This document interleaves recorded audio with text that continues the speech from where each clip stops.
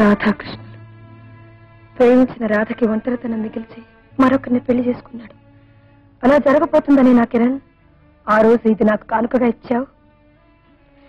ఏమాత్రం ఈ విగ్రహం అర్థం అప్పుడు తెలుసున్నా ఇది వద్దు, నాకు సీతారాముల విగ్రహం కావాలని అడిగేదాన్ని కదా.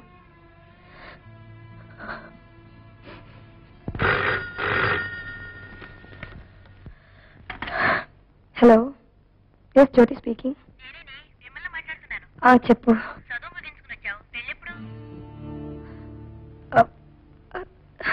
అదే నాకు ఒంట్లో బాలేదు, తర్వాత పిలుస్తాను.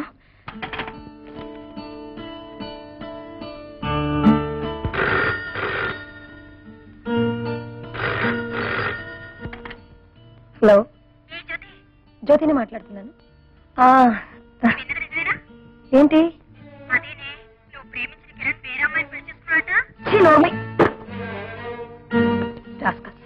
బుద్ధి లేకపోతే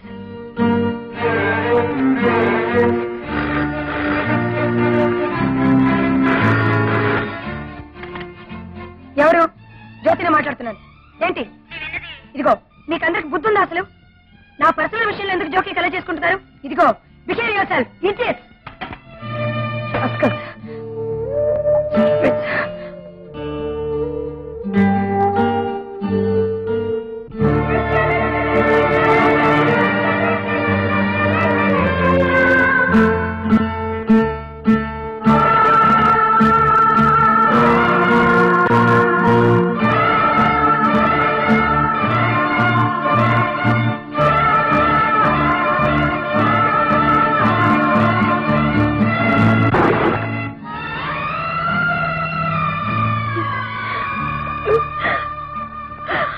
అమ్మాయి విషయం నాకేం అర్థం కావడం లేదు. అంతా అయోమయంగా ఉంది. కిరణ్ విషయం అంతా తెలుసుకుని సరిపెట్టేసుకుంది అనుకున్నాను. కానీ ఇక్కడికి వచ్చాక అసలు విషయం తెలుసుకుంది. ఇప్పుడు తలడిల్లిపోతుంది.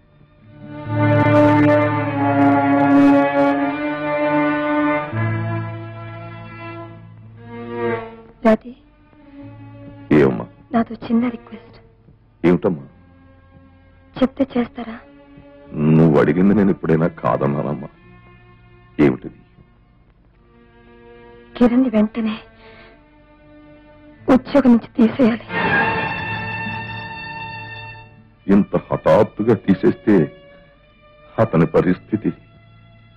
అవతల వ్యక్తి పరిస్థితి ఏమవుతుందని కూడా ఆలోచించకుండా హఠాత్తుగా మనసులో నుంచి మనిషినే తీసి పారేసిన అతని పట్ల ఇదేం పెద్ద తప్పు కాదు డాడీ.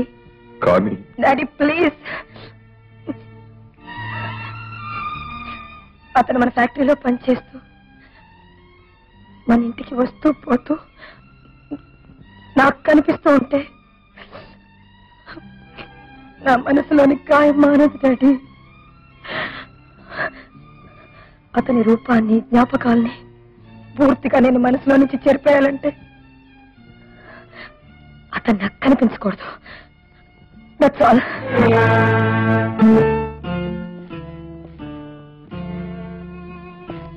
సారీ. కిరణ్, నువ్వా? ఏమిటి ఎలా వచ్చావు? రాకూడదని అనుకున్నాను, కానీ ఆఖరిసరిగా రాజీనామా ఇవ్వడానికి రాక తప్పలేదు.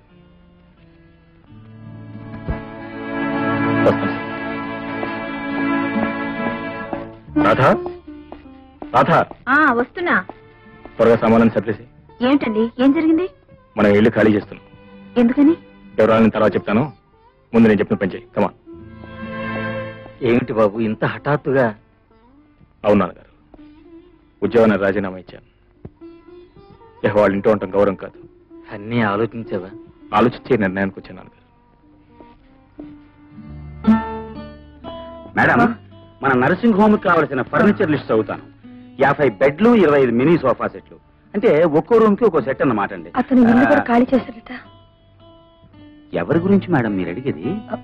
అదే మన ఫ్యాక్టరీ ఎక్స్ మ్యారేజ్ గురించి. ఓహో, కిరణ్ గురించా? ఖాళీ చేశాడండి.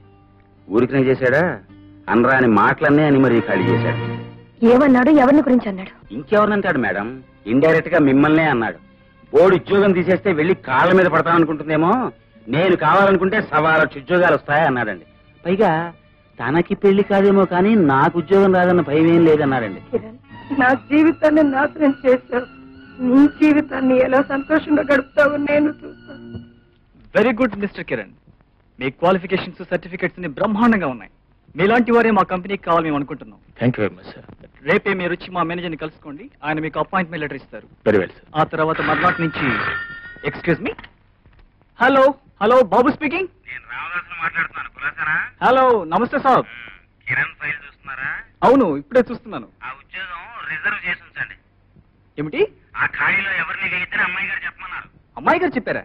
అవును. కానీ ఊరికే నచ్చ పెట్టగా చెప్పింది చేయవయ్యా మగడా. ఓకే, వారి అమ్మాయి గారు చెప్తే ఇక కాదంటమ్మా. అలాగే. I'm extremely sorry mister Kiran. ప్రస్తుతం నీకు నీ చెప్పిన జాబ్ ఇవ్వలేని పరిస్థితిలో ఉన్నాను. నీలాంటి మంచి మనిషికి సహాయం చేయలేకపోతున్నందుకు I'm very sorry. It's okay sir. పోనీ ఆ ఫోన్ మీకు ఎవరి దగ్గర నుంచి వచ్చిందో తెలుసుకోవచ్చా? ఆ ఫోను ఐ నో దట్. ఆ ఫోను గోపాలరావు గారు అమ్మాయి దగ్గర నుంచి వచ్చింది. ఆ ఫోన్ విన్న మీరు నాకు ఉద్యోగం ఎవరని నాకు తెలుసు. సారీ.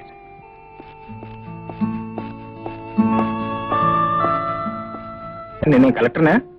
ఉద్యోగం వచ్చిందంటే ఏ ఆఫీసులోనూ అనుకున్నాను. ఇగో చూడు, కష్టపడి పనిచేసిన వాళ్ళు డబ్బులు సంపాదించే ఏదైనా ఉద్యోగం. అంతేకాదు ఉద్యోగం పురుష లక్షణం అన్నారు కానీ ఫలానా ఉద్యోగం మాత్రమే పురుష లక్షణం ఎవరు అనలేదే. ఏనన్నారు? నిజమే బాబు. సరదాకి చిన్నప్పుడు నువ్వు మరామత్తులు అవి చేస్తుంటే దర్జాగా చదువుకోక అవెందుకు రానేవాడిని. అదే ఇప్పుడు పొట్ట పోసుకోవడానికి ఉపయోగపడింది అన్నమాట. మంచిది బాబు, మంచిది. రాధా, ఏమిటో దిగులుగా ఉన్నావు? చూడు రాధా, జీవితంలో ఆనందాన్ని ఇచ్చేది చేసే ఉద్యోగం వచ్చే జీతం కాదు, తృప్తిని సంతృప్తిని రెంటిని ఇచ్చే నీలాంటి జీవిత భాగస్వామిని. చూడు, నువ్వు బాబు రెడీ అయితే మనం ముగ్గురం కలిసి బీచ్కి వెళ్దాం. రెడీనా?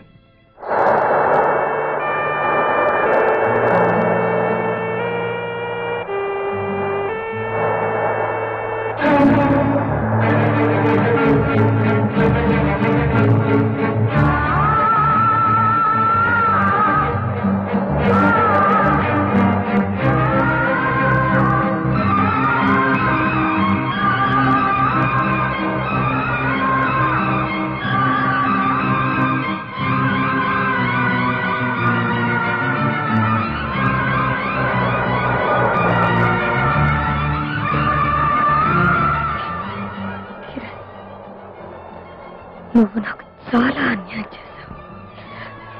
చాలా అన్యాయం చేశావు.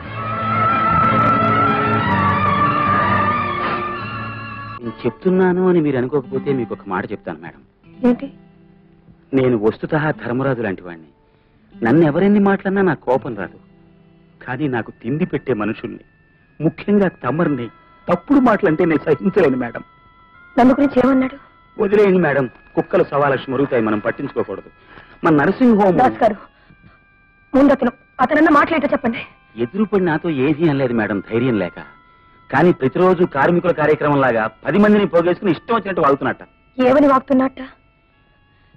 మాట్లాడే చెప్పండి దాస్ గారు. మరేం లేదు మేడం, అతను మిమ్మల్ని పెళ్లి చేసుకోపోవటానికి కారణం ఏం చెప్తున్నాడో తెలుసా అండి? ఏమని చెప్తున్నాడు? మీరు పెళ్లి కాకముందే అతనితో అన్ని వ్యవహారాలు ముగించేశారట. ఇలాంటి చపలత్వం ఉన్న మీరు విదేశాల్లో ఇంకెంతమందితో ఇంకెన్ని రకాలుగా తిరిగాడోనని.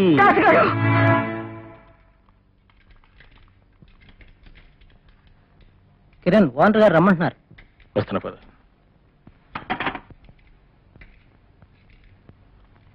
సార్ పిలిచారట?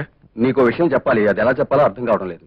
అదేంటి సార్, నాకు సరిగ్గా పంచాయతీ కదనా లేక నా వల్ల ఈ షెట్కి ఏదైనా ఇబ్బంది కలుగుతుందని? అదేం కాదయ్యా కిరణ్, నిజానికి నువ్వు అందరికంటే సమర్థవంతంగా పనిచేస్తున్నావు. నీలాంటి మనిషి దొరకడమే కష్టం. కాకపోతే నా షెడ్ తీయాల్సిన ప్రమాదం వచ్చింది. అంత ప్రమాదం ఏమొచ్చింది సార్? ఈ షెడ్ ఉన్న స్థలం గోపాలరావు గారి.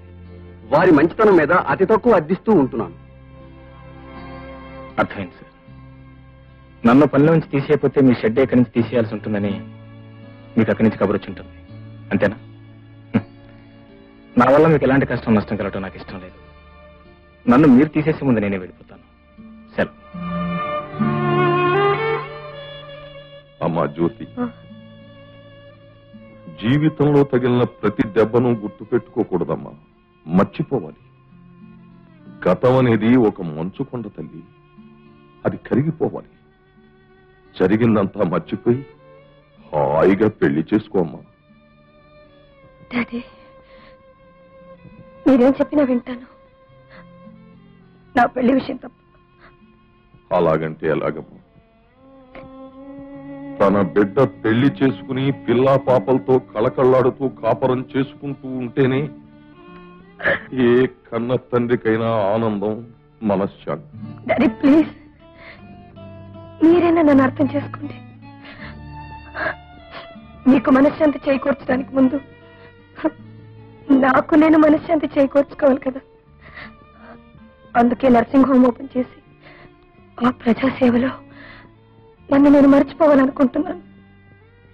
సరేనమ్మా, నీ ఇష్ట ప్రకారమే చెయ్యి.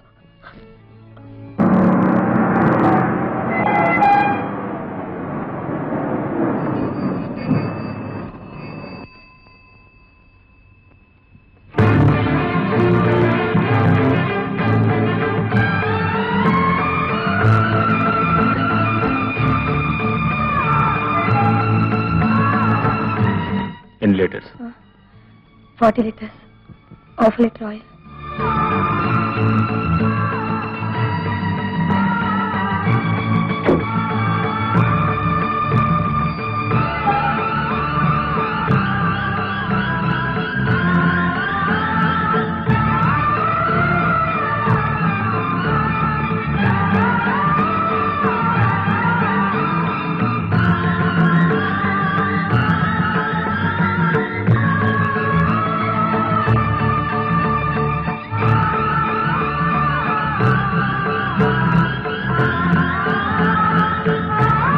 మా బిల్లు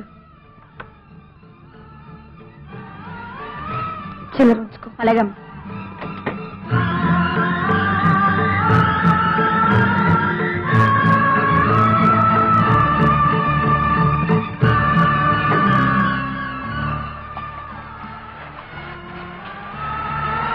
గోవిందు, ఏమ్మా? వర్షంలో ఎందుకు ఎత్తడుస్తున్నారు? ఆ అమ్మాయిని లోపలికి వెళ్ళమను. తలుపులన్నీ మూయి. అబ్బే లేదమ్మా, వర్షం లేదమ్మా. నోర్మయ్, నా కళ్ళ కనిపిస్తుంటే నీకు కనిపించలేదేంటి? చెప్పిన మాట విని వెళ్ళు.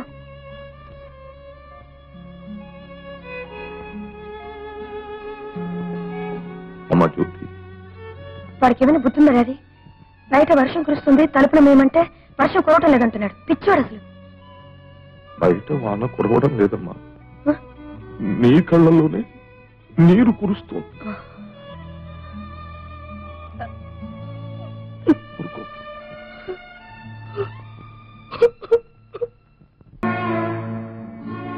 ఎక్కడికి వెళ్ళావు? నిన్నే ఎక్కడికి వెళ్ళావు? గుడికి వెళ్ళి. బాబుని ఇంటి దగ్గర వదిలిపెట్టి గుడికి వెళ్ళావు. నా కళ్ళలో చూసి నిజం చెప్పు.